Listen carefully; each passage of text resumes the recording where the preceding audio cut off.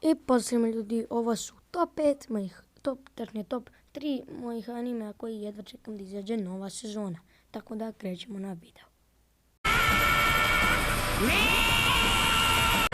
Sasuke, これで最後だ。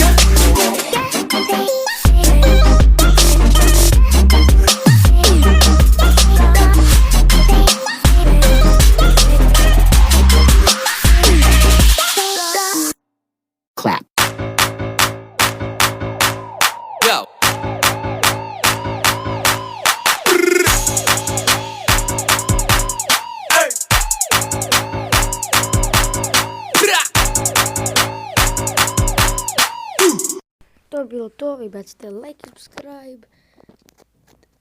I mi se vidimo u sljedećem videu. Pozdrav ljudi!